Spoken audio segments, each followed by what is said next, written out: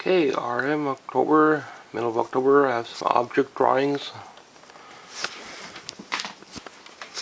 Okay, object drawings are pretty tough sometimes. Sometimes the school will ask for some objects, so it's good to know how to do certain objects. I know, like Seneca, they will ask for you to draw objects. So I don't know if Sheridan does it anymore, but you could put these like objects in your extra if you don't have life drawing. I know like they change the requirements every year, but extras you could cram in a ton of drawings from what I know now. You could like shrink them down to little thumbnails and put like 6, 8 on one page. So you'll have to photocopy them and then shrink them. I never liked doing that though, so I always just showed the one drawing. But sometimes I like to do like a little thumbnails. I learned that from the animators. They sometimes do stuff like that. What's the guy's name? Not Aaron Blaze, the other guy. Andreas Degas. I learned a lot from him. Stuff like that. Like he was doing with drawing. He's one of my favorite animators that I like to learn from.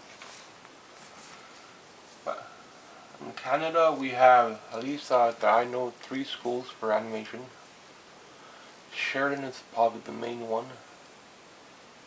Seneca, but they're Toronto. For me they're very hard to get to, I think. I would like to do some school there, but they're too far. And Humber, also Toronto, but a lot easier to get to. So my next school choice probably will be Humber. So I didn't get picked for their animation, but Humber, they're mostly now, I think, digital and 3D. So I still really love doing paper.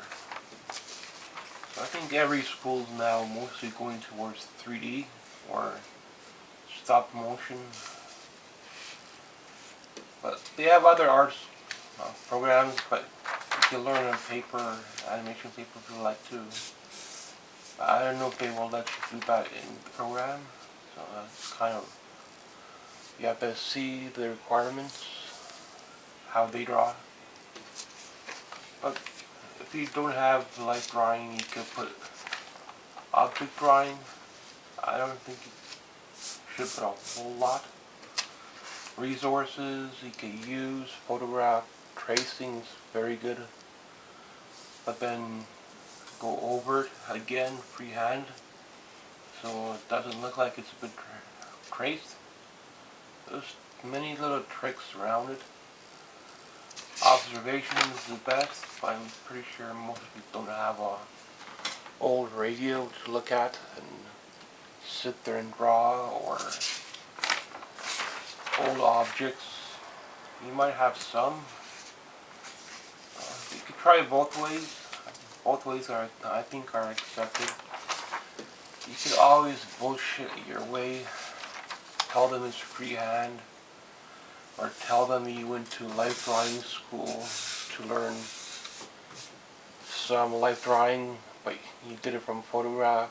So animation is half truth and half bullshit. Storytelling, which you have to do anything to get in, but when you get in, you have to know the cost. So I think Seneca, their dorm, I think, might be further away than most schools, so you have to look stuff up like that.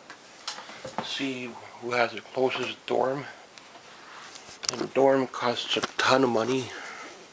It's almost the same amount like the full year does. So you end up paying double by the time you're done. So I know, like up towards the French side, got Algonquin that does 3 years, which I would choose that. But they're very far in. They need a dorm as well. But I tried a couple of schools. I only got picked for Humber, which I'm glad I finally got picked, at least for one animation school, which I know I'm on track now. So I know I need to show more digital, more life drawing for them, and also how to present the drawings for them is very important. So all that stuff costs money, and I'm sure most of you don't have that much money to start your portfolio, but hopefully some of my quick tips, my lessons will help you out what you need. Definitely invest in portfolio cases, drawing tables and stuff like that for your home. But all of that costs money, so that will separate you from basic student to a more advanced student. And of course, digital, stop motion, all that stuff separates you as well. So thanks for watching. Hopefully some quick tips on object drawing will help you out. Some of my drawings I did this week for October. Basic pencil drawings on paper. Thanks for watching.